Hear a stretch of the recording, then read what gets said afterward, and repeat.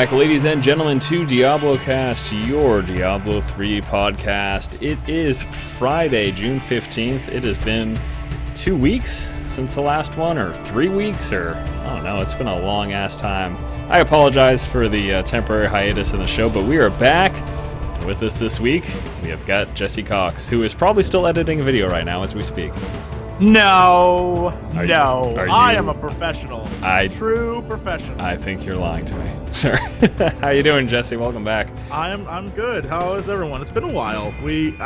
Diablo took over our lives, and that's unfortunate. I have to be honest. The first week when the game came out, I didn't do much of anything because I was too engrossed. I've kind of got a little bit of a grip on it now, and I'm not playing as much anymore, trying to devote my time to other things.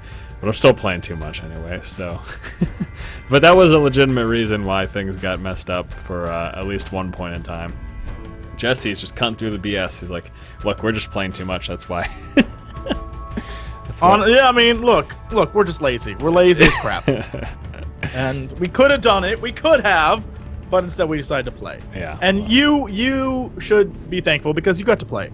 That's right. We didn't take up your time. That's absolutely right. With nonsense. So you're welcome nonsense. for the lack of DiabloCast. You're welcome. You should be thanking us, really. Also this week, the return of Jaded. Hello, sir. Welcome back. Hey, what's going on? I'm actually awake for this one. You are awake, which is good. And just before the show we were talking, Mr. Jaded here has all 5 character classes at level 60 or close? Screw you. No, I'm still working on the monk. It's only level 40, but everything else is 60. Yeah. Is there any reason you picked the monk last? Is that just a roll of the dice? Is that just how it happened to be, or are you enjoying the monk? I really like melee in the game, but I got a big fill of that with my barb, so monk was last. Yeah. And There you have it. All right, now, what are we going to be talking about this week? We're going to start off with a few announcements. Release of the Diablo 3 strat guide, blah. Jinx gear, fan art, talk about hot fixes, cheating in Diablo 3, and also the big gold duping extravaganza that took place. We'll also be, of course, talking about the launch of the Real Money Auction House, first in the Americas, and then actually now available in Europe. As far as I know, patch 1.0.3 preview, the ranged versus melee debate, and the possible removal of enrage timers, which I hope doesn't happen, but we'll talk about discussion about that's taking place.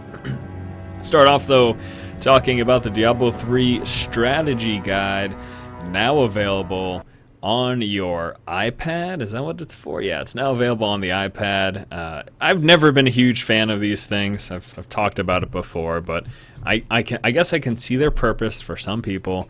I think especially when the game first came out, I can see how, having access to the raw data, like the numerical values, makes a lot of sense. But I think now that the game's out, strategy guides are kind of pointless. The only thing that could save something like this is if it got continuous updates when patches came through. But otherwise, I just look at these things, I'm like, that's going to be outdated in 2 weeks when a patch comes through. But that's just my thought on it. The fact that it's on your iPad, can't it get updated? I would think. I guess it's just a matter of whether or not they put the effort into doing that. Yeah. Right. Yeah. Like, do they want to continue to staff someone to support and put in new updates? Or maybe they've got some sort of program that can do it manually. If that's the case, then it'd be a nice, easy way to do it. I don't know. Maybe someone let me know. Let me know if you have this, if you're going to be getting updates for it. If it says there are going to be updates, or if updates ever come through. I would be interested to know if this actually remains pertinent over time or not. Back in the day, I purchased strategy guides. We've talked about this, right? Because wasn't there? Yeah. I remember we talked about that. I bought strategy guides for Zelda games. That was it. Fucking motorcycles driving by my house every 5 minutes. I swear to God. Like, what is That's going what you get on? for living on a cul-de-sac. Am I right? I don't know what the problem is. Am I right? Boy. Jinx salute. Wow, a motorcycle just drove past me. I'm pretty sure we live about 5 feet from each other. Yes, or across the damn country. Whatever. But that guy on motorcycle was really fast. He's like, I got places to go. Heading from Cali to Maine in 0.5 seconds. Jinx salute. I like t-shirts. I also like wallets filled with money, preferably. So if you like those things and you'd like them to be Diablo themed, maybe take a look at this stuff. I don't have a lot of gaming t-shirts. I'm wearing one right now, actually. I wish this was a video chat now. I'm wearing... Are you literally making me go to Jinx just to see what you're talking about? You look at the live stream. It's right up here. I'd rather go to Jinx, thanks. All right, go to Jinx. Check out the shirts. There's a Butcher t-shirt. There's one with Tyrael, which is kind of cool. It's like the stained glass cathedral type stuff with Tyrael as the backsplash. There's also a Diablo 3 wallet. Leather. I wonder if that's real leather. I hope so. Fake. They had at one point, and I don't know if they have it on Jinx, but they used to have. I know it was at BlizzCon. Oh, I guess they have it. I guess they're remaking it. But if you go to the Jinx page, it's the very last thing. It's like $69 to $71. But it's the Diablo 3 Tyrael hoodie. Oh, so badass. There used to be another version of this one that was all like light colored. That was at BlizzCon. That was amazing. This one's good, but if you can find the other one, the way the other one looked, it looked even cooler.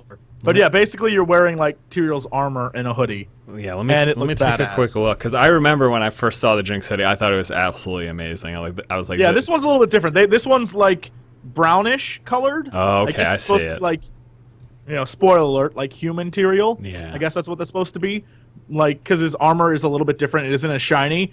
But the first one they had, I guess it maybe BlizzCon variant, I guess you would call it, was like all white and like the stuff was stenciled in it. It looked awesome. And to this day, it's my one regret that I should have bought at BlizzCon. There's a page 2. Maybe it's on page 2. Nope. No, it's like $70. Yeah. Yeah. Well, I guess people are paying more for items, so I don't know.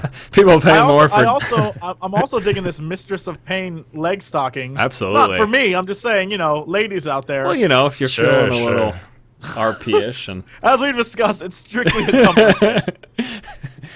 When's the proper time for a man to wear lady stockings? I'm sure there's... I don't know, but clearly there is one.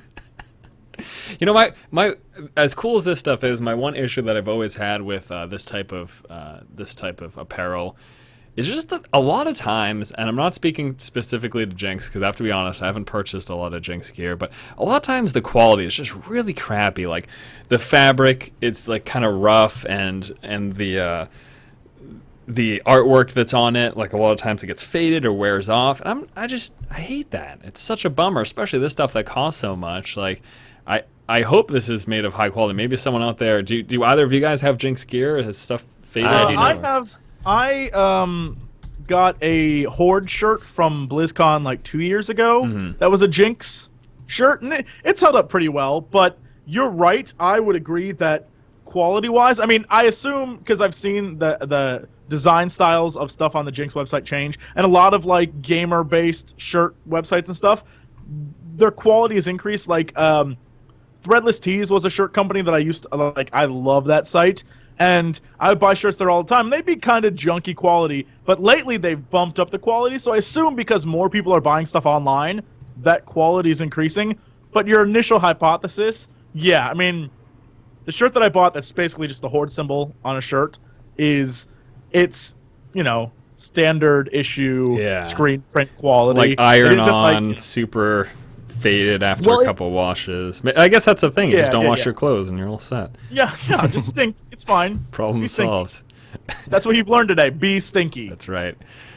Fit that stereotype. All right.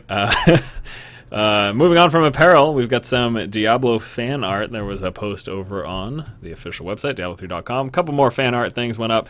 As I've mentioned before, I am just a huge fan of good artwork, and the stuff looks great. Awesome picture of Tyrael with a little mini, is that like a Pegasus maybe? Yeah, he's got wings. He's got Tyrael wings, so Tyrael holding a Pegasus. That's awesome. Is that, I don't have the picture in front of me. Is it possibly the mount from Warcraft? The Tyrael mount? I would, you know what, that would make a lot of sense, wouldn't it? It's like a little baby version of it. Yeah. Possibly. Yeah, that could be.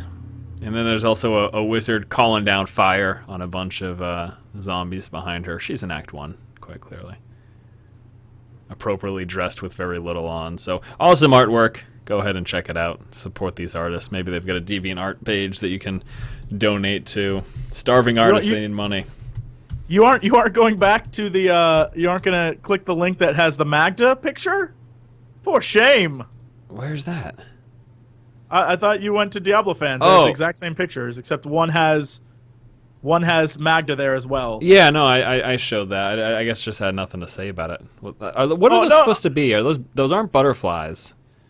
No, I think the internet got it right. Magda is the bad guy from Power Rangers. Okay. The one, remember that woman? That's Magda. Like, Oh my my. monsters grow. I That's her. never. Wow, you're so right.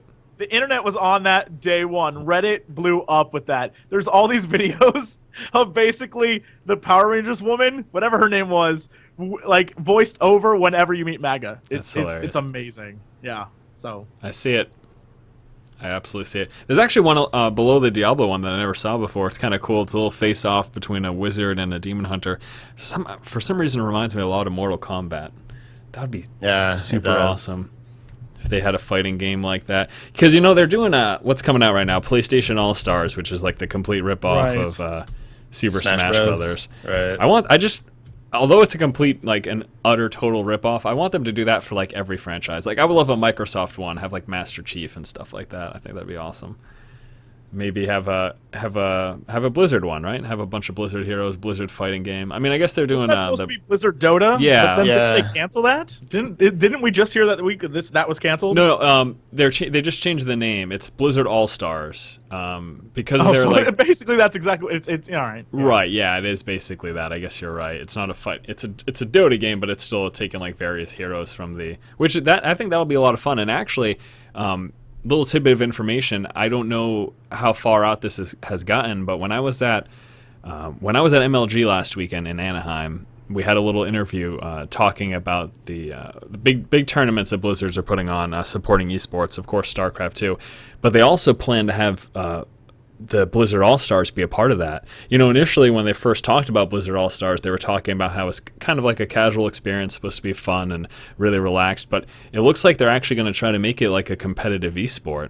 So I think that's pretty cool. I'm actually really excited for that. I've never hugely got into like League of Legends or Dota at all. I'm in the Dota 2 beta. I've played around with it, but it's never been something that I've really been into. But just because of the universe and the characters that are part of the games that I connect with, I think that this will be a lot of fun. And the fact that they're actually looking to make their Dota game, Blizzard All-Stars, competitive is pretty awesome. I'm stoked. I don't know if you guys have anything to add to that, but I think it's cool. Well, I mean, they have pretty big shoes to fill, considering League is so big and Dota is so big.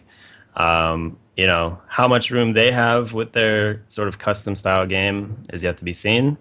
But, I think it's pretty ambitious for them to do that, so good for them. I also wonder, too, how they plan to distribute it. My immediate assumption would just be you would download it in StarCraft 2 because it's a StarCraft 2 mod. I wonder if they're going to kind of go away from that and offer it free to play. Maybe. And then have That'd be microtransactions for skins, just like League. Like, that would make a lot of sense, and it'd probably be smart for them to do it like that, but I don't know. Depends how much work they're willing to put into that project, But that would be pretty cool if they did that. Yeah. Well, speaking of free-to-play, Blizzard may be the last big MMO company still with a pay model, because it looks like Guild Wars 2 is going to be free-to-play, and Star Wars is saying they're going to go free-to-play eventually. Yeah. So, I would assume that this game, if everything is going free-to-play in the future because the model of paying every month is slowly dying, I would assume this would be like Blizzard's foray into that. Like, look, we'll give it to you for free, but if you want cool stuff, here it is. I can see them doing that. Not just taking over in general. There's been such huge success and such high-quality games that have no, like, barrier to entry because they are free to get into, that I think that just gamers in general are like, why am I going to pay all this money when I can get this super high quality game for absolutely free and pay if I feel like it or if I want a little extra special. And definitely, like, especially for MMOs, that is absolutely falling out. There's no question about that, because I know that the Old Republic has like a free to play starter edition right now, or they're starting it up like at the middle of the month. Level 15, yeah, and WoW has the same thing. And then I guess there was an interview where some guy said, look, it's only, basically, he did corporate speak, but he basically said it's only a matter of time before Star Wars goes free to play. Yeah. And I think it's crazy, because if you would have said to anyone a year ago, what do you think of free to play games? Most people would be like, they're garbage. that's they're true. really crappy grindfest Asian MMO garbage that you spend a ton of money on to like get crap you don't need. Now the dynamics completely changed because companies, for whatever reason, and I can't explain it, it goes against all logic. But as an example, Dungeons and Dragons Online, that game, it was pay to play. It was every month you paid, but they switched to free to play, and they got 4 times as many subscribers. Crazy, and they got like 8 times as much money than they did before. Yeah, it's nuts. Like it doesn't make any sense, but it works. And so I think everyone else is seeing that, and they're like, "Wow, okay." And you're right. It's because there is no barrier. People will try it, and maybe they'll play it for a week or whatever, and maybe they'll throw a few bucks at the game, and they can justify it because they didn't pay for it. Yeah, and I mean, I also wouldn't be surprised if Blizzard's next MMO, Titan, ends up also being free to play. Wouldn't be shocked at all about that. So it'll be interesting to see how the company ends up going. But yeah, but I think you're right. The Dota game or whatever it is, the Blizzard All-Stars, All-Star Blizzardum, they will. Yeah, that will probably be free to play. I mean, that seems like a logical step. Yeah, that makes sense, wouldn't it? Diablo hotfixes came through last week, and I think the week before. We've got 2 that I want to show you. Obviously, since it's been a couple of weeks since the last DiabloCast, we missed a little bit of this. But back on June 8th, there was a hotfix, which I think a lot of people were excited about. Some people were actually also upset about it. The hotfix that made it so that in co-op games, monster damage no longer increases with additional players. What was happening, and I could say this from experience as well, is that in Inferno, people just were playing by themselves, because I think especially for melee characters, I was playing in Inferno on my Barbarian, and I know Jaded, you have a Barb as well who was grinding through Inferno. As soon as another person came into the game, you couldn't get close to anybody. And obviously as a Barbarian, that means you're not doing any damage, Yeah, I actually... During that, before they hotfixed, I was trying to play with like a range spec, using like throw weapon. Yeah. But it just doesn't work. None of that's really viable. So they decided to change it, and a lot of people are upset about this because they're saying Blizzard is slowly nerfing the game, and a whole bunch of changes coming up that we're going to talk about also later in the podcast alludes to that being a possibility. So it's pretty interesting. Obviously, they are going to try to make it more accessible to a larger array of people, but that also counteracts what they initially said about Inferno, which was that only a small percentage of people would be able to actually go through it. I guess the only counter to that is like maybe statistically they're looking at numbers right now and they have yet to reach that small percentage, whatever it was. I think 5%, something along those lines. They wanted at least 5% of people to be able to clear Inferno, so maybe it's less than that right now, and that's why they're going about making changes like this. And also there was a bug with the monk, which allowed him to infinitely stack the damage buff from combination strike by changing weapons. That got hotfixed. Infinite stacking of damage buff. I really wish I had a monk at that point. That would have been absolutely hilarious. I didn't even hear about this until now. Actually. Yeah, I know.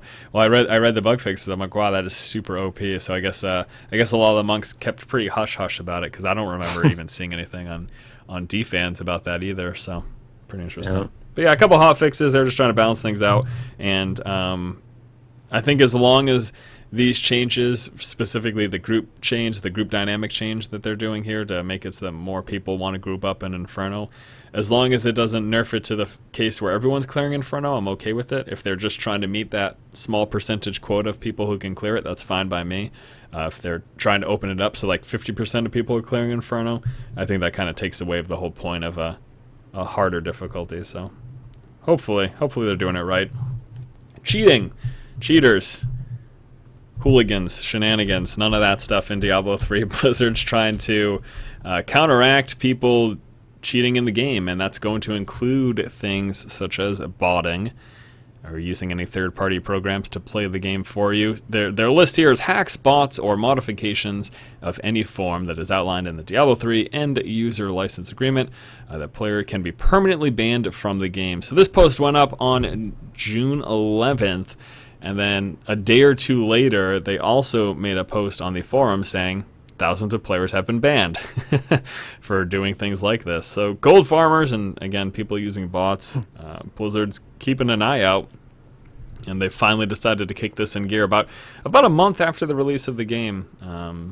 I wonder, too, with, with gold farmers and stuff like that, people using bots, I wonder how much damage has already been done to the economy, and if doing these kind of bans are actually going to have any real effect on it. Because I know gold farmers who are, farming gold, selling it for money, they were selling to third-party sites. Now they can sell everything through the auction house if they desire, or they can continue to sell through third-party sites. But just absolutely flooding the auction house and making like millions and millions of gold an hour. I saw a video on YouTube. This guy was interviewing a farmer, and the farmer was using like a voiceover IP so that you couldn't hear his real voice. And he was saying that he had 100 counts running at a time. 100 accounts. I saw that video also, and I didn't watch all of it, but I got to that point where he was talking about 100 accounts, which is pretty crazy, But typical cheating / farmer stuff going on. 100? How is that? That's crazy. That is crazy. Well, it's because the jar, the farming the jars in like the Act 1 area was so easy, and you could just write a script for it, and like there was nothing really intense about it to like have like a complicated bot for it. Yeah. I just like, how are they doing this on one PC? Is this on like 10 computers next to each other? Like, I just wonder, like, I couldn't imagine. I've got a pretty good computer. I couldn't imagine running 100 Diablo 3s.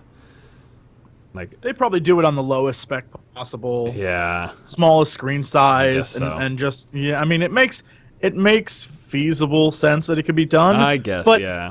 I want to bring up the point that all the suffering and whining and complaining about day one with Error 37 and all these problems that we had with the fact that even if you play single player, you have to play online. All the complaining and stuff was answered with, we're doing this for your security. Yet there were still massive security problems. Yeah. Well, like, did you end up hearing much? Again, it's been a couple of weeks since we've had a podcast. But Jesse, did you end up hearing how people's accounts ended up getting hacked, or like what the hypothesis was that kind of the end? No. I mean, I don't understand. No, I have no clue. Do you know? So in the video that Jaded and I were just talking about, the gold farmer was also talking about the hacks, and what he said happened, and this makes perfect sense to me. Once I heard it, I was like, okay, that makes sense. He said what the hackers were doing is they were hacking into fan sites, and they were taking account information from fan sites and then trying it in Diablo 3. And and not everything worked, but a lot of them did. Clearly. Right. A lot of people would use the same email and the same password that they had for Diablo 3 as they were using on Diablo 3 fan sites. And that's what happened. And like hearing that makes a lot more sense than someone hacking into Blizzard's website or Blizzard servers. Like, a lot of these fan sites, pretty small. Can't imagine their security measures are that top of the line.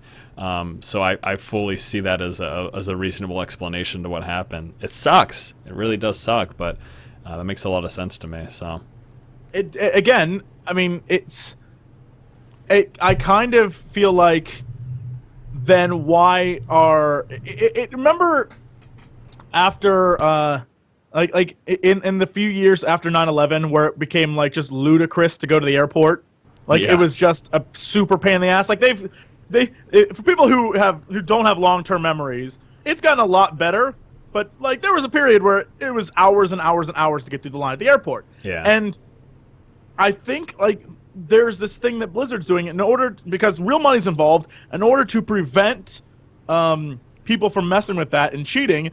They are making it a super pain in the ass to play the game because everything has to be online, everything's monitored, all this stuff, and people are still cheating anyway. They're still duping. Sure, they're getting caught, but there's a lot of people who aren't. Yeah. And I thought the whole point of having the game online was to stop duping, and I was like, I'm totally, if that's the reason, I'm for it, because I remember duping, and it screwed stuff up a lot. But people are still doing it anyway. Yeah. It's like, there's clearly no way you can stop these people. Well, so I guess that's the thing, though. Like, you can take so many measures, but whatever you do, there's always, like, someone has to program these methods, and someone has to make a program or whatever we want to call it, to try to combat hackers. Well, the fact that a person's making this means logically someone can find out how it's made and then take it apart piece by piece, so to speak, and find a way to circumvent it or avoid it. It's kind of, that's just kind of how things work. It's kind of inevitable. I don't think there's ever going to be a foolproof way to stop hackers or stop people from botting. And even with these bans, the thing is, and what I understand from it is that, people are getting banned. They're just buying more accounts because they've made so much money from selling stuff between the time that they started it and the time that they got banned. They made so much money that they can just, do it again. And you think, like, I was thinking, okay, so what, they can, like, ban someone's IP, right? That'll work. Well, you can use, like, proxy servers, right? Like, isn't that something you can do? Use proxy servers to avoid, people knowing where it's actually coming from, and so that banning an IP doesn't really do anything. I mean, I'm not 100. I'm pretty ignorant on this topic, but I'm assuming that's kind of how it would work. So I don't think there's ever going to be a full way to stop hackers. They're always going to be around. Right. I mean, and that's why I'm curious. And this is just something to throw out there to anyone listening. I'm sure they'll comment and let you specifically know. Yes. But couldn't you simply just have put out a game that had a single player and then an online version and all sorts of, like Diablo 2. Diablo 2 had its issues with duping and stuff, sure. But with real money auction, wouldn't eventually the money being spent, like, economically even out?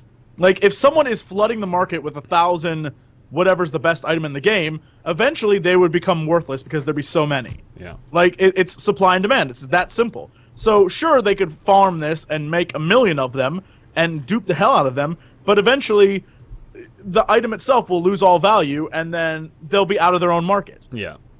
Like, does that make... I mean, I don't know. I guess it's just something curious to bring up. Well, I think the scariest part for Diablo 3 is with Diablo 2, you had ladder resets, which reset all items, and so people had to go out and farm again. With D3, there's none of that. As far as we know now, they may decide that it's necessary.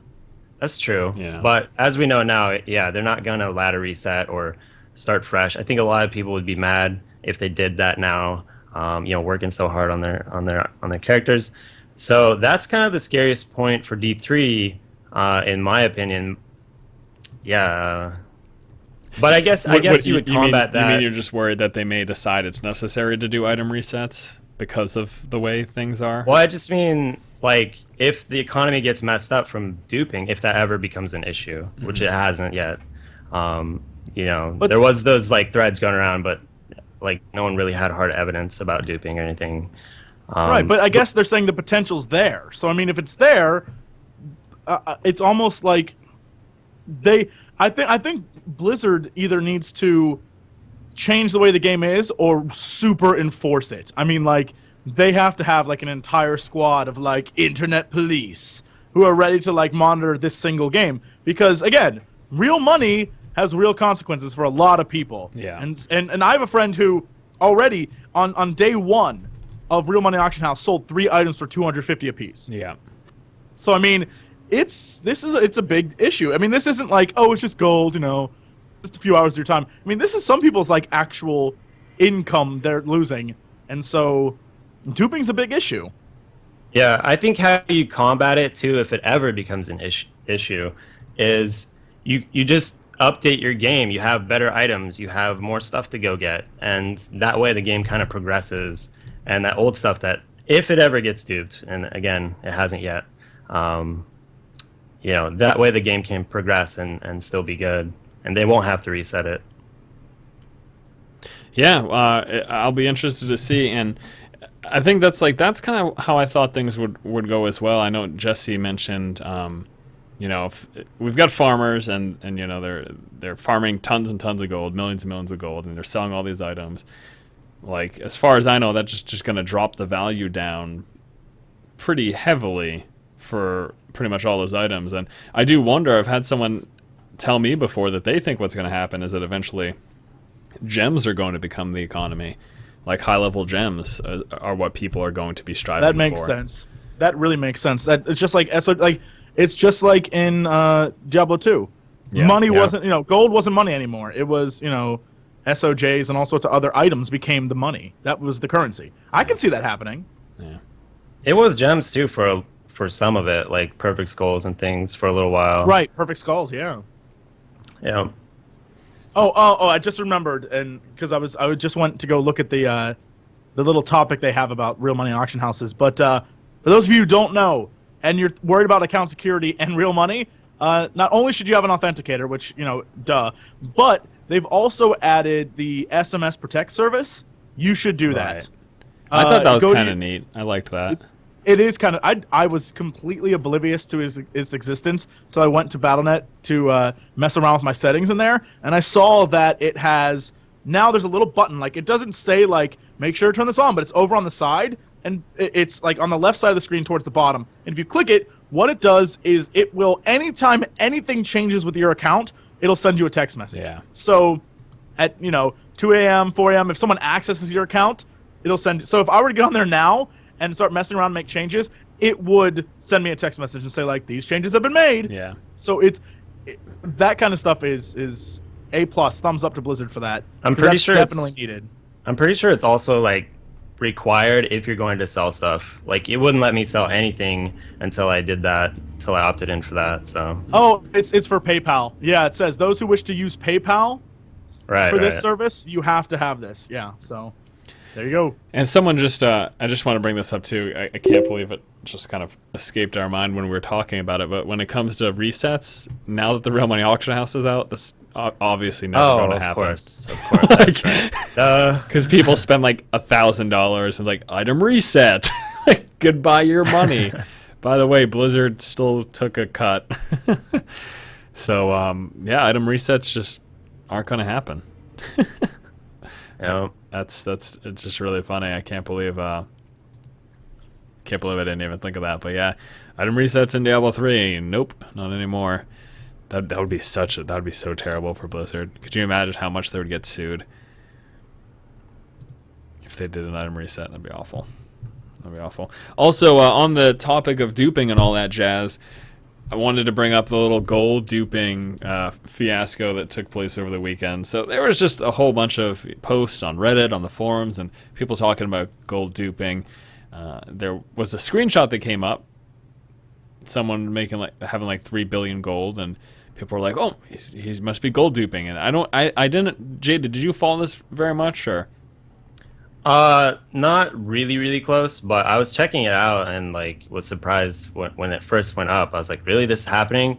And then later it got like found out it wasn't really happening and like it wasn't really solid evidence. Yeah. But that's really all I know. Yeah. So there were a bunch of rumors about gold duping taking place, and when asked for proof, no one could provide it, only a screenshot. And as we all know, it is incredibly easy to Photoshop things. So the assumption is that just the screenshot was nothing more than photoshopped, and then people are coming back like, "Oh, someone has got 300 million gold," and the truth is that actually isn't that unreasonable, just normally from farming and stuff. But I think the problem is that they were saying that people were spending 300 million gold on really junky items, and that were selling for overpriced amounts. Yeah. And that they assumed it was some type of exploits. Like there's clearly no evidence to say that was actually happening, but even Bashiok and people were like, "Look, it could. We'll look into it, but we're pretty sure it's not." Yeah. But because they're like, "We don't know," people like immediately are like, "Oh my god, it's the end!" Right? And what was happening was people were turning back their computer clock, and that affected the auction house, basically, is what they were saying. And people were able to like take back things they had purchased and get basically like double their money and whatnot. And it was said basically that while turning it back, let me say exactly what he says here. Yes, changing the system clock can change auction house times, but that doesn't dupe gold. So by changing your computer system clock, it was rolling back the auction house time. And what the explanation of the dupe was that in doing this, people were kind of getting their money back from sales and stuff. But I guess it's not the case. What? How does your system's time affect a server across the country that has your gold stored on it when you buy something and then takes no sense is made there. Yeah. I assume there's some type of technical mumbo jumbo that I don't understand. But just on theory, that is nonsense. And the other thing too is that go ahead, Jaded. Well, I just wondered if Jesse actually knew that you could actually set your clock back and cancel all your auctions. Did you ever hear about that? Right. I mean, I get that. Okay. But I'm saying once the money, like, I understand how that works. But once the money is gone, right? That's data on a server somewhere else. Like, you don't, like, it doesn't just give you back that. Times, I can understand how changing a time would change time in a game because, you know, time is connected. But I don't understand how another equation, I guess, is essentially what it is. When you throw that at this server, how it would be like, oh, well, we'll just give that back to you. Like, it's an entirely different functionality. Yeah. Like, I don't understand how that worked. I mean, clearly, someone somewhere is going to explain this to me. I would really like to know, because that doesn't make any sense. But end of the story, though, end of the day, was that this was all just a bunch of shenanigans, and that's what they're saying, anyways. Again, I didn't follow this closely enough to while it was happening to see if I could, you know, decipher whether or not this was actually real and it was actually working. But the fact that the only evidence given is a screenshot and that there's no actual video capture of this happening, and people were saying it was happening in the stream, but then they couldn't like replicate that or provide further proof. Well, and then the response was, "Oh, Blizzard just Bashiok, hotfixed it." Bashiok, it was the best part of the entire day was like all these people are posting like, "There's a stream, they're doing it live," and Bashiok's like, "Okay, I'm gonna go watch the stream," and then he posted like, "I watched it, I didn't see anything." I was like, "That's amazing." Yeah, I thought that was pretty funny too. So yeah, maybe it happened. Maybe, you know, we're gonna put our tinfoil hats on and let's just assume it happened and someone made 3 billion gold by duping. I don't know. What would you do about it? And you know what? Everything is stored server side anyways because it's always connected. So Blizzard can see these things happening. You know, like they can go back and like look at all the transactions. They can see who's making gold where and what's going on. So. You know, I'm pretty sure they've got full access to seeing how much gold people have at all times, since everything's connected. You know, so I would assume that if this was actually occurring, and if they actually found someone doing this, they would just ban their account and take all their gold. You know. So. Well, if you get banned, you could just turn your clock back and you'll be unbanned. Yep, that's how it works. That's now my solution to everything. Oh, I missed the bus. Let me just turn my system clock back. I'm all set. It affects everything. I like that. Why is that? That should be a video. That needs to be like a short movie where a guy has the ability to affect time by changing his computer clock. It was a stupid movie with Adam Sandler.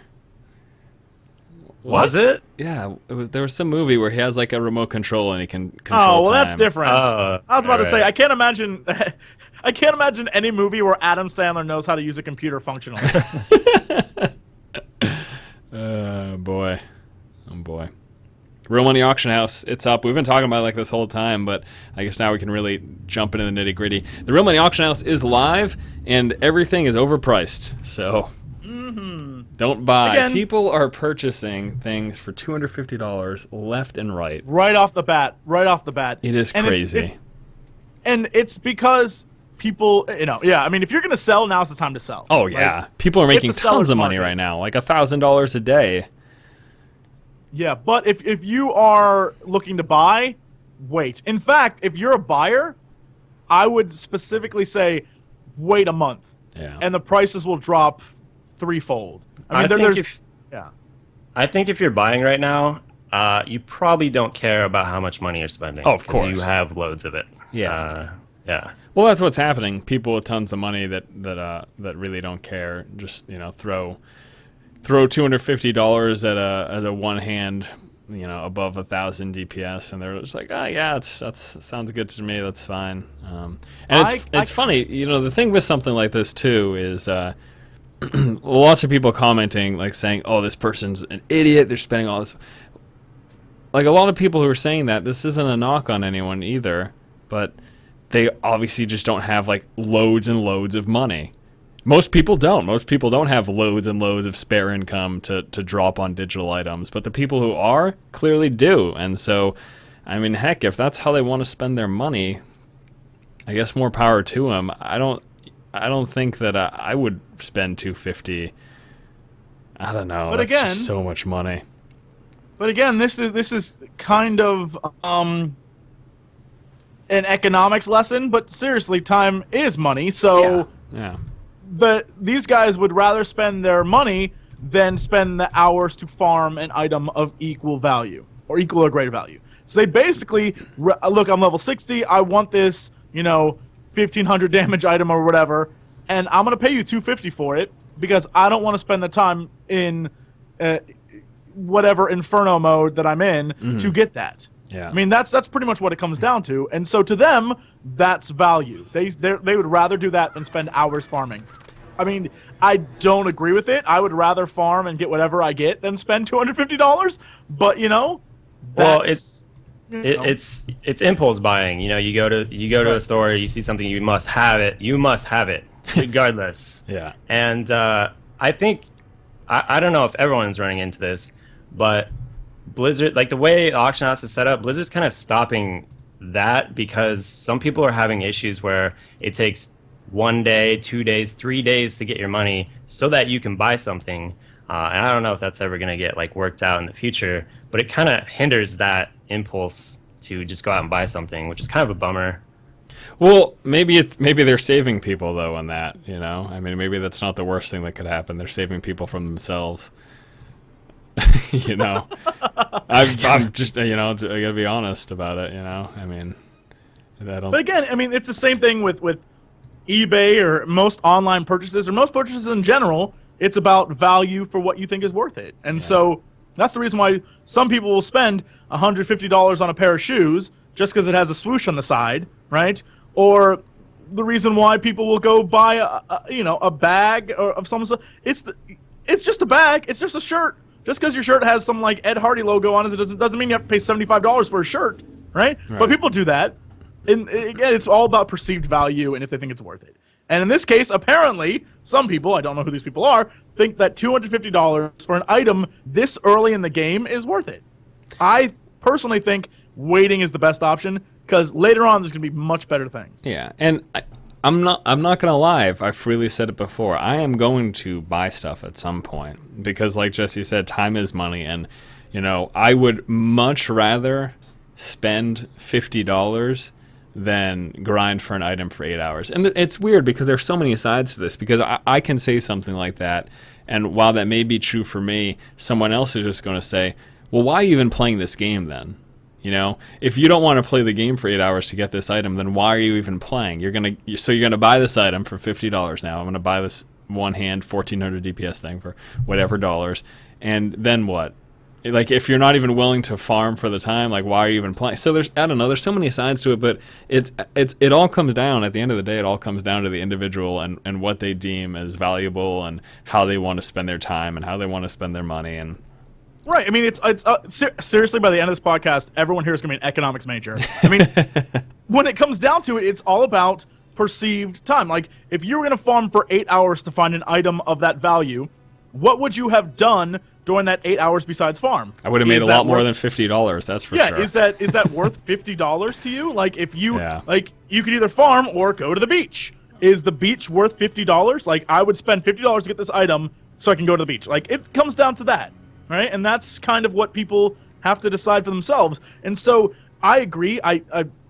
While I don't think the real money auction house is something that I'm going to use all the time, there's certain circumstances where I feel like, you know what, I'm just going to give in and be like, I'd rather pay for that. Yeah. And I agree. I don't like when people are like, oh my God, why even bother? You suck. No, they just play differently than you. Yeah. You don't got to get on their case for it. Yeah. Well, I think too, a good scenario is like, say the guy who works 8, 9, 10 hours a day and he has such limited playtime, but like he wants to play with his friends, but he can't farm the gear that his friends have been farming. So, he just buys a few items to be able to play with his friends. Like, that's totally like legit, because otherwise you're just gonna be playing by yourself and not much to do there. Yeah. And no one, I mean, as much as I love playing with my friends, carrying my friends, and I say this being carried a lot, carrying people sucks. Like, because you always feel like you have to watch them and you can't progress fast enough. And so any friend who's like, I'm going to buy some items, like, take that guy and get him a beer, because he's a cool dude. And I thought you were going to start that off with, as much as I like playing with myself, but it didn't happen. Hey-o. And the flip side of it, too, I think this is the part that I find most comical about a lot of these complaints, is these people will rail on someone for purchasing items, but they're more than happy to sell to them. Right. Yeah, It's exactly. like, all right, if you want to sell in the auction house, then you better be supportive of people who want to purchase on the auction house, because that's the only way you're going to be making any money. So just realize there's kind of two sides to that coin. It's not a one-way street there at all. But yeah, it's 100% that, it's nothing more than time is money, perceived value, all that stuff. Again, like Jesse said, you guys are probably going to be economics majors by the end of this. And that comes down to so much in life. It isn't even like just this particular situation in the auction house. Like, how do you want to spend your time in your day? Are you willing to trade? I read this book a while back, The 4-Hour Work Week, and it's just talking about like managing your time and stuff like that, and like paying other people to do nominal tasks for you if it's worth your time. And this is kind of that situation too. Like, I want someone to spend the time grinding this item for me. I'd rather pay them for it than do it myself. And that way, I can play with my friends, like you guys said. Or I can, once the PvP comes out, that way I can still be competitive in PvP, even though I don't play 8 hours a day, So, yeah. I don't know about people listening right now, but for some reason, after you said that, I was like, maybe I should go to the auction house and buy some stuff, so I can actually do something with my day. Assuming that that's what I would do, is go do something with my day rather than just play for another 8 hours with the stuff I bought. Yeah. Right. That's so silly. Well, I'm gonna facilitate auction house sales as much as possible. All you're trying to do is get people to buy the items you just put up on the auction house. That's absolutely correct. That's not joke. We know what's going on here. I actually haven't put up anything yet, to be honest, because I haven't been farming Inferno much lately, so I don't have much to sell. I think if anyone here has the opportunity to do that, it's probably Jaded. But even you said you haven't really sold much, huh? Yeah, last night was I had some account issues, and maybe this will help somebody out. So you have to have the authenticator set up to your account, and then you also have to have SMS protection to sell stuff. Now, I had dial-in authentication before. I was totally unaware that this doesn't even work for Diablo because I don't ever check that email that my Blizzard account's set up to. So if you're out there and you just have dial-in authentication, it does not work for Diablo 3. So you should probably go get an authenticator. But yeah, I haven't sold anything yet. I just put it up last night.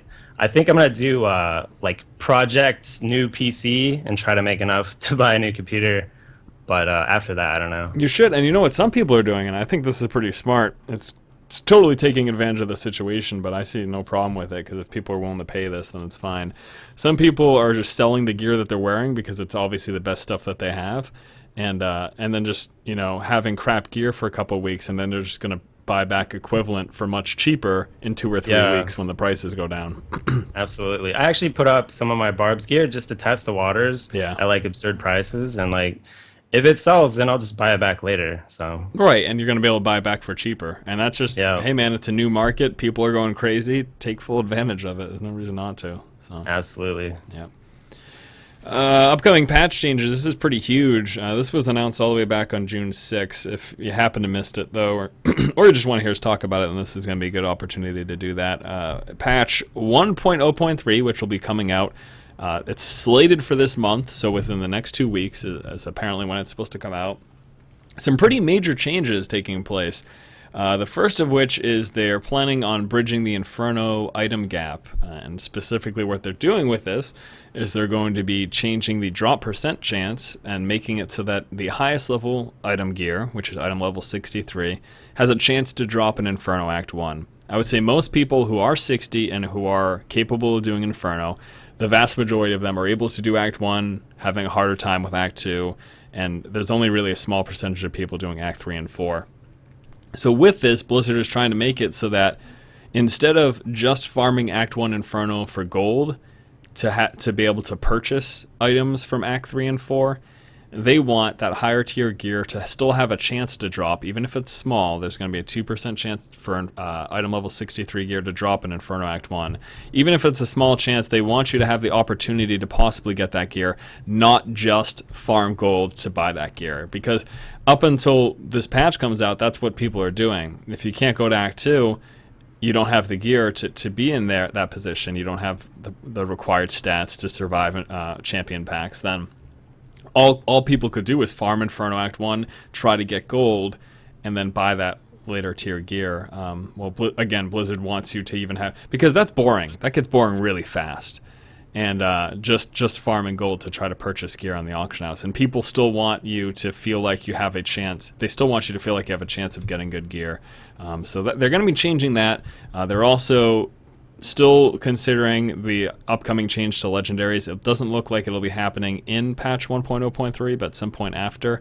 Nephilim Valor is also getting a change. They're making it... Currently what's happening is people are farming 5-stack, killing a boss, and then just leaving. They're making it so that champion packs, once you have a full 5-stack of Nephilim Valor, are going to be a better chance to get good items than a boss is. And this is going to kind of reinforce the idea that they just want us farming champion packs, and they don't want us to focus just on bosses. And they also mentioned the group thing, but that was already taken care of. Repair costs are going to go up. That is also meant to stop like suicide builds where people are just going heavy DPS and killing themselves, mostly range characters. So yeah, what do you guys think about this? A lot of big changes here. Jaded, what do you think about the changes for the item level dropping in Inferno Act 1 now? Well, I think it's good for the game and good for the community as a whole. Like, finding new places to farm that are really efficient is always going to be good, and this kind of frees up more areas. I also get a lot of people who come to me and are like stuck, like literally stuck in the content because they can't farm Butcher forever. The stuff that drops just is useless, and you can sell it for like 10K at the most. So, having a place for everyone to farm, even if it's the smallest chance ever, and it is, 2% is pretty small, but just the fact that it's there is going to incentivize people to keep pushing through to try to get better gear. And I think it's just going to overall help the game feel not so stale. But for the repair costs, I don't know if I agree with that right now. I agree that it's too cheap, but there's a lot of dumb stuff in the game right now that you just die to and you have no control over it. So I think they should maybe move that back to when things like the liquor mobs specifically, and there was even a thread on Reddit that kind of blew up. Those are just too overpowered, plain and simple. Yeah. Every other mob in the game is not like that.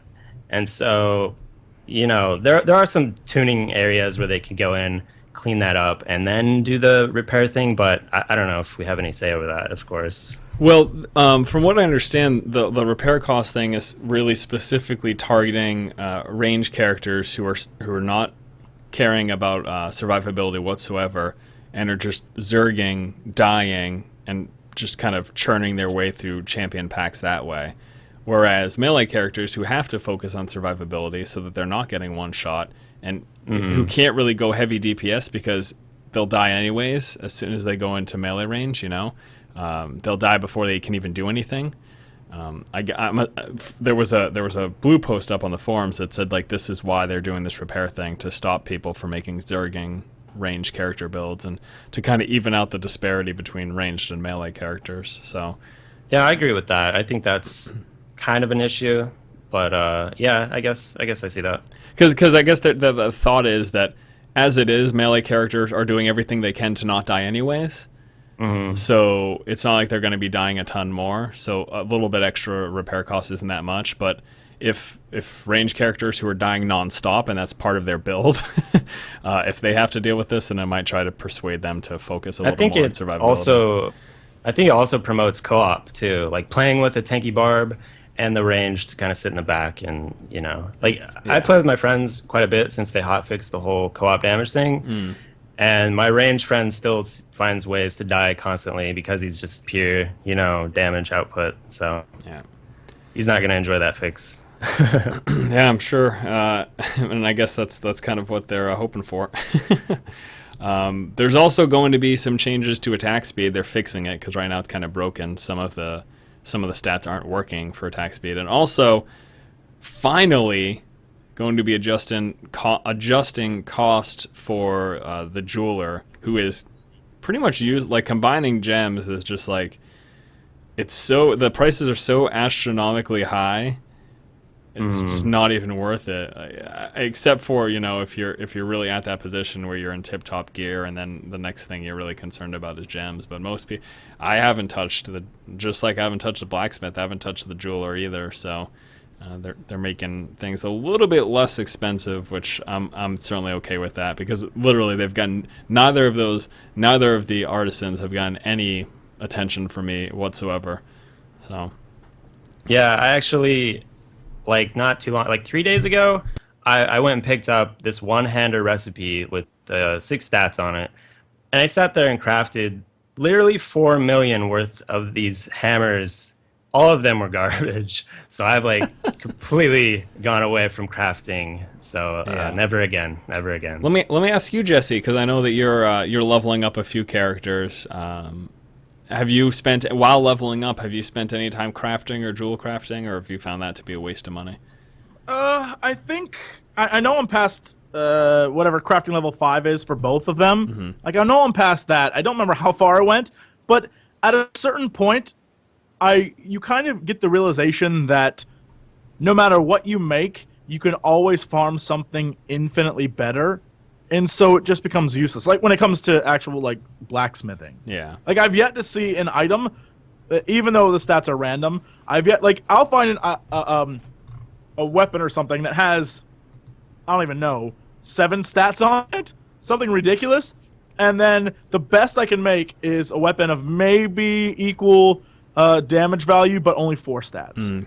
And it's all random, so you're throwing money at it in the hopes you're going to get something, but it will never equal what you can find on the ground, which is just a waste of money and time. Yeah. And then jewel crafting, I'm doing that, but I'm at the point where, like you had said, it just now it costs too much money to do anything. So I think I'm at the point where the I guess red gem, if you put it in your weapon slot, gives 26 added damage. I think. So I'm up to that high, but maybe it's perfect or flawless. I don't remember which one it is, but it's one of the ones that is it's right before the square. It's the triangle, one of the fancy triangle. But at that point, I just like gave up trying to craft because it's a lot easier. I mean, you can actually buy gems cheaper than you can to collect them and then craft them. Yeah, that's the problem. And another thing about the jeweler, I think they're only nerfing or reducing the price of the lower end gems. They're not doing like anything after flawless square. Yeah, or whatever up to the one that flawless drops. square is the highest, and I mean, any time that I found a gem below that, I just vendored it right away. So Yeah. Now if it's it might be flawless or maybe perfect, whatever the one of the smaller ones is. I like how we're saying, it's perfect, so it's garbage. But I honestly, most of the time, I just don't pick them up, and when I do, I pick them up to sell them. Yeah. Because they're totally useless. Right. Yeah. So again, maybe this change will change that, and we'll actually hang on to it and want to spend the gold to upgrade them. But haven't bothered at all. Have not bothered at all. I've been leveling up a few characters, and I've just thrown away everything. The only exception is the hardcore character that I just started. I'm actually needing to hold on to those gems just because I don't have the higher level gems on hardcore, but any other normal character I've made, it's been completely pointless and they've all been vendored. So again, hopefully this actually changes that and these actually become worthwhile, because it's funny, these artisans were supposed to be a huge gold sink in the game, and as of now no one's even really using them. Only the only time you do use them is when you are leveling alts or other characters, and then you can give them really good gear, but then very quickly they surpass anything you can make. And even that, the amount of money that you spend on trying to get a decent piece for them, you could almost always find something of lesser cost that's better in the auction house. On the auction house. Yeah, exactly. I think what they should do is make like the lower end gear from the blacksmith extremely cheap. Like we're talking like 100 gold a craft or something. Mm-hmm. That way it might be fun to go gamble and try to get a good piece rather than going on the auction house, and then have your higher end stuff cost a good portion of money, because right now it's pretty absurd. Yeah, I agree. I absolutely agree. All right, so yeah, hopefully these changes fix some stuff. I'll be interested to see how the change in loot distribution is going to help as well. And the last topic that I wanted to discuss here briefly before we wrap things up with questions is going to be the debate and the strength and the higher difficulties between ranged and melee characters. And actually, maybe even Jesse, you can talk to it, because you're leveling up a few different characters, how it's working while leveling up. But at the higher end, there's been a lot of debate, or some may even say it's not even a debate, that melee characters are just having a much harder time. And there's actually a blue post by Lyria who pretty much stating that they agree with this. Blizzard agrees that melee characters are having a tougher time than range characters, and that they're taking steps to try to alleviate this. Now, there's a few bullet points here I just want to touch on briefly before we get into discussion. Her first point was that in hardcore, the disparity between the two isn't as much, because in hardcore, with one death being permanent, range characters are focusing on trying to survive more than a hit, and that's not happening so much in softcore. Again, people are doing these builds where they're just going high DPS. If they get hit, they die, whatever. But because of their crazy high DPS, that even really well-geared melee characters, a barbarian or a monk, they're killing things just so much slower, and it's taking them much, much longer to farm. So that made that point, but then also went on the upcoming changes. The repair cost change is to try to cut back on these glass cannon builds where people are zerging and dying, the range characters. Enemy health and damage. This change was also meant to help melee characters, because they're the ones most affected by getting hit, since most range characters try to never get hit anyways, because their builds are focused on doing damage and not surviving, so they just avoid getting hit altogether. So that nerf to, while being in a group, enemy damage being reduced, that nerf was to help melee characters as well, the damage reduction in co-op.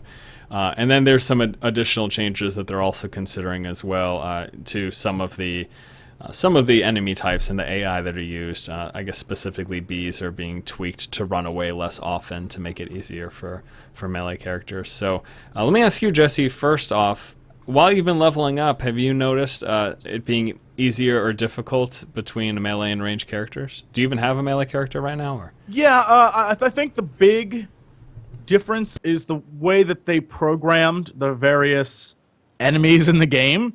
Most of them have really powerful melee ranged attacks or reactionary skills. Like, just one that comes to mind that always sort of pissed me off early on in the game were the monstrosities. I'm trying to remember what they're called. The guys who explode after the big fat guys who explode after you kill them, right? If you're doing it early in the game, those blow up in your face and it takes a lot of your life away. So you have to do a lot of moving in and out and weaving and ducking. So being a melee character requires a lot more moving around in combat to do stuff. I can honestly say, as my wizard, I stand in the back and just fire my laser at them. Yeah. That's it. I mean, and guys walk into it and vaporize. And when I play my monk, for example, I just get, if I don't actively watch what I'm doing, I can get surrounded and killed really quickly, and it's not fun. So, yeah, I mean, limited abilities and limited range attacks are not, they need to change something. I don't know what, but they need to change something. Yeah. And that's definitely the case. There's no question about that. Like in Inferno, when it comes to range characters, it's kind of the same. There's a lot more kiting involved than in the lower difficulties, just because when you do get hit, it's pretty catastrophic. But that's still pretty much the case. The range characters are just sitting in the back and pew-pewing, and the melee characters have to be very, very, very on their toes and avoiding not only the range attacks that are flying at them, but the melee attacks as well. And obviously, to do damage, they themselves have to be in melee range, so it's that constant threat.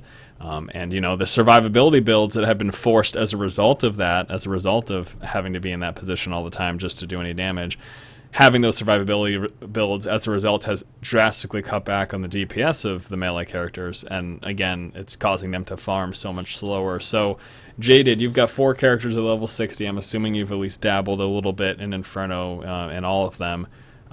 How has your experience been with that kind of breadth of experience? I haven't geared out any of my range characters yet. I think unless changes come soon, I'm going to gear up my Demon Hunter, because right now they're number 1. I think they're going to get nerfed a little bit next. But yeah, I just have a problem with the fact that the 100 mil barrier to play a barbarian wasn't that big of a deal to me. I got over that. But then even once you get to that point, Demon Hunters spending a mil on gear, 10 mil on gear, or just clearing it 10 times faster than you ever will. Yeah. So that's kind of one reason I also like to play with my Demon Hunter friend. and that alleviates some of that because he just annihilates stuff so fast, even with 2 players. I think one thing that they could do is just like lower the overall health of all the mobs. If you think back to Diablo 2, mobs had much less health pools, and everything kind of died almost instantly if you think about it. And because of that, you're able to switch up builds. You're able to come up with fun things to do because you know it's just the point of I have to do enough damage before this thing hits me, which is much funner than I'm gonna sit here and tank this for 30 minutes and maybe kill it before it enrages. You know, that's really a frustrating thing. I guess the argument to that though is that was, you know, when in the higher levels in Diablo 2 things were dying so quickly. It became easy. Was when people were geared out, like later down the road, not a month after the game came out. You know, maybe that would change. Maybe that would change in 6 months, where everyone's got access to 1,500 plus DPS one-handed weapons, and they've got enough gear and enough resist all to not have to have a build that's 100% focused on survivability. I mean, for God's sakes, most Inferno barbs are running at least 2 or 3 passives, 2 if not 3 passives that are strictly focused on survivability. Like I've seen some builds where barbs are picking up like Relentless, but everything else is like, you know, tough as nails pretty much, and like the armor focus and superstition even as well. Right, that's exactly what I'm doing because it's necessary now. You know? Yeah, exactly. You need everything in your kit focused on survivability, and it's fun for a little while, but then it becomes like a chore to kill anything. So that's the biggest problem I have right now with it. Yeah. So yeah, I mean, these changes are coming, and some of them are already in place, like the reduction in group monster damage, but I'll be interested to see if they're really able to bridge that gap, because there's really only a few viable builds for most melee characters at the moment, and you know, a few gearing options as well. Pretty much everyone, I guess, is focusing on life on hit. I think that's never going to be a bad stat to have, but melee characters especially, it's absolutely 110% required that you have some good life on hit, or else you're going to struggle. So I hope that they can balance out a little bit, because I would like to try more builds on my barb, but I have no choice right now, especially since I'm slightly under-geared. Working towards farming like Act 3 Inferno. I'm not quite there yet, so I have no choice but to be with the build that I have, basically. And it's just kind of, you know, the biggest thing that they were trying to pull from in this game was that people would not be having the same builds, and that is absolutely happening right now. Like everyone has the same build, melee characters specifically. So we'll see what happens. Let's wrap it up with some questions, though. Let's take a look here. What we got. All right. How are people getting a 20k or higher DPS with barbs and other melee characters? What am I doing wrong here? You got any insight for this guy? Eric asking, how are barbs getting 20k DPS or higher? In Inferno, I'm assuming he's asking. You're probably sacrificing survivability at that point. Right, you have 20k. Like, what are you at on your barb? I think I'm at like 10 or 12. I'm at like 9k. I've even dropped it lower. Like, you just have to sacrifice all your damage. But I will say, if you have things like attack speed on all your pieces and the survivability stats, that's probably how he's getting that high of DPS. Right. So if he has it on his gloves, his rings, his ammi, his weapon, all that stuff, and a high DPS weapon, then maybe you could probably get to that. Attack speed definitely bumps it up a ton. Yeah.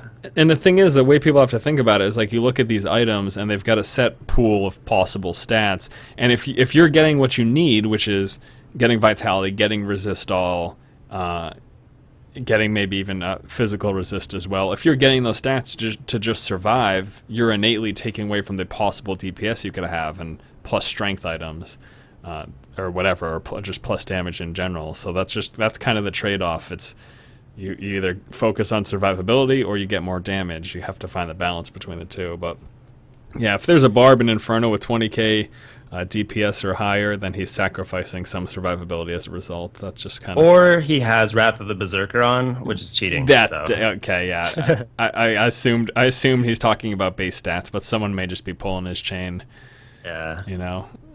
All right, let's take a look here. Oh, it's a question for Jesse. Ooh, delightful. This is actually pretty good. I'd like to hear this. This is going to be a spoiler for anyone who hasn't finished the game. Jesse, what are your thoughts on how the story compares to your predictions made months ago? Because we haven't really talked much about the story on the podcast at all. So. That's true. Okay, so if people remember, months and months ago, I predicted that Leah would turn into Diablo. Spoiler alert, she did. Yeah. That was a lot of people were like, "You think you're so cool and original?" No, no. I mean, it was obvious. Like, there is no bragging rights there because 5 minutes into the game, you kind of knew it was going to happen. I mean, the thing that disappointed me about the game is that every twist and every turn was so foreseeable just because the way they had the characters. So, for example, Zoltan Cool, right? He's not just cool, he's super cool. He was, like, the entire time in Act 2 you're with this dude, every line's like, if this guy isn't evil, then I don't know who is, right? Yeah. Every time that Leah's mom shows up, she's, like, up to no good. And so the entire game is basically trying to fool you into thinking that you're doing good, when in reality, it's all, like, everyone in the game's evil. And so, yeah, that was an easy call. The thing that I was, that I thought I had figured out from the trailers that I guess didn't come true, but was basically one cutscene away from becoming true, was I thought Imperius was going to end up being a bad guy. That Imperius was so hell-bent on destroying the demons and mankind, like half demon spawn, that he'd kill everyone.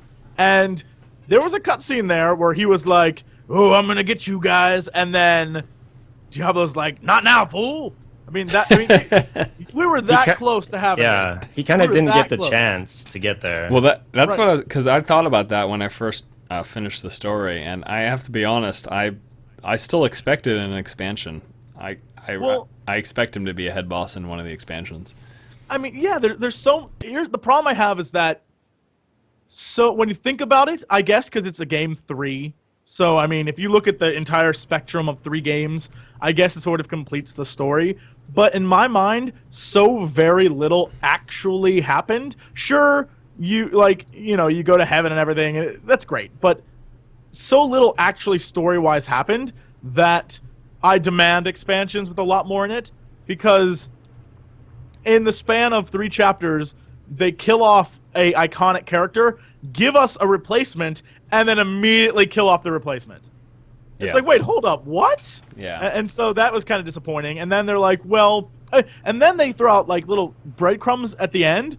Act 4, which was really short, they kept throwing out little breadcrumbs of Leah shows up in ghost form, and you're like, wait, can we save her? Because I think either the Enchantress or the Templar, like, basically talks about how he wants to go save him. Even, not Lecherous. What the hell's that guy's the Covetous? Covetous Shed. Even he says, like, if only there was a way to save her. So, I mean, it seems like it's a plot point for a later part of the game. But one of the things that I actually really went back and I foregoed moving on to the next difficulty just to play through everything again really quickly to get all the story elements. And if you haven't done it, go back, play through the game with the Templar, play through the game with the Rogue, I guess that guy, and the Enchantress.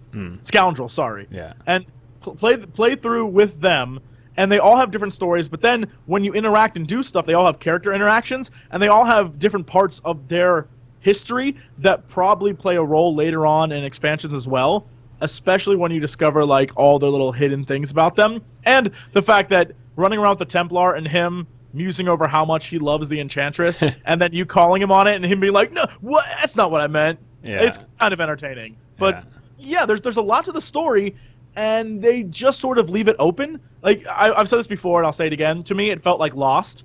Like the show Lost. Basically, you spend all this time going through this world as this hero, doing all this stuff, and then the last cutscene, your hero's not even involved. And what happened with Adria? Where'd she go? Adria just disappears. Adria... Expansion. Yeah. Yeah. I mean, what happens is Adria disappears at the end of Act 3. She's like... She says something along the lines of, like, what now, master? And Diablo says, go and wait for me to call on you again. And so she enters a portal and disappears. Okay. Never bring her up again. And then at the end... I mean, it's very obvious the Black Soul Stone falls to wherever it falls to. I was under the impression that in this game, heaven was not directly above Earth. So I don't know where exactly that realm it would fall to. But the Black Soul Stone just falls through the clouds. So who knows if that will show up again? I have no clue. So there's definitely breadcrumbs of what to do. But I think this goes back to the thing that Blizzard's trying to do with all their games, just like they did with StarCraft. If you played StarCraft 2, the ending of that game was just as open-ended. And it made me mad then, too. In their mind, Blizzard's like, we're going to create series of games. So this is game 1 of 3. So they're not just expansions, but they're entirely new additions to the story, which I guess makes sense, kind of, because it's better to have several chapters added on than just one more, like Diablo 2, which was basically one extra chapter added on for the expansion. I think they're trying to tell other stories, which is okay. I'm okay with that. But again, I felt like the ending was sort of a cop-out, where a lot of stuff should have happened in Act 4, and they just kept pushing it aside. Like, there were all these confrontations and story moments that should have happened, and then it was like, nope, I'm taking out Diablo. Get out of my way. I'll deal with you later. And then it was like, oh, it's over. Okay. Right? I know I'm not the only one who felt that way, because a lot of people have said the same thing. But, whatever. Yeah, and I'll be interested to see how they approach the expansions. I'm really hoping, I don't expect this to happen, but I'm really hoping there's actually 2 acts per expansion, and we end up with an 8-act game. It's kind of weird though, because the way they stretch out the story in Diablo 3 is that each of the acts get progressively shorter, up until Act 4, which is incredibly brief. So I'll be really interested to see what they end up doing with the next act that they add to the game. I think my issue is that because we waited so long, I expected a more singular story, a story that you could play Diablo 3 on its own and would tell a single story. But really, when you think about it, all it is like a direct, few years later, a continuation of the story of Diablo 2. And so, you're going around collecting all the different souls of demons and stuff like that. And, that's why there are only 2 left by the time you get to this point in the game. And even then, they're kind of a pushover. Like, Belial and Asmodan, they show up. There's a really, really funny video online that is basically all the compilations of Asmodan going like, "You foolish mortals, you Nephilim, I will destroy you," and then it cuts to like the guy defeating something, and then Asmodan shows up and he's like, "No, you'll never defeat my." Then it cuts to like he even cuts him off, and it cuts to him defeating whatever he said. It's hilarious. I saw that. He's basically like a cartoon bad guy. It's really cheesy, but I think that just goes to show how kind of weak the story is in Diablo 3, just how it's portrayed to you. Because if you look at a game like StarCraft 2, it came out like 2 years before this.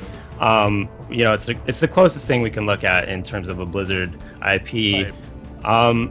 The way the story in StarCraft 2 was just like visually portrayed to you, it never felt slow or interrupted. We had like amazing, like in-game, CGI, like in-game graphics that looked amazing, but still had the action set piece moments that a cinematic does. In Diablo 3, you walk up to a boss fight, you get a black screen, and you get like a line of text or something. It's just kind of bad. I don't know. I don't know if you guys felt the same way, but no, I agree. I think the problem I have with StarCraft 2 was that to me it ended so quickly. I was like, wait, that's it? Like, because it felt like it flew by, right? And this game felt like they kept perpetually trying to slow it down. Like, it was building momentum, and then they cut off the momentum. A perfect example is, let's say you kill Magda, right? You go back to town, and then you get a cutscene saying, "I have killed Magda. Now I must go." Like, dude, I know. I was just there. You don't need to read me a cutscene. Exactly. Yeah, it's that kind of stuff that sort of annoyed me. I was hoping for like in-game animations to that detail level. Like, I didn't expect these kind of cheesy, really just stiff animations that we get in Diablo 3. So I was disappointed when it came to the story about that. And I think that's what a lot of people felt, which I think is really weird, is not very many people were really thrilled about the story. Like, and I actually tweeted, like, if you really want to appreciate the story, go buy the books that just came out. They make the story infinitely better. The problem is that you shouldn't have to buy books in order to appreciate a game's full story. Yeah. The books or whatever should add to it, but in order to even appreciate this, in order to even understand stuff, you have to do that. And I think what it comes down to is that the characters they took classic, iconic characters and decided to either completely get rid of them or change them. So you have Tyrael, this guy who, you don't even see until halfway through Diablo 2, who is basically this guardian in this being of justice, and he becomes mortal, and there's so much you could have done with that, and he's just a background character, right? And then Deckard Cain, basically the iconic character of the series, they off him in the cheesiest way possible. That's almost offensive to everyone. And then his replacement is the girl who the entire first act is like, I don't even believe in that stuff. Meanwhile, she's running around killing demons with you, but whatever.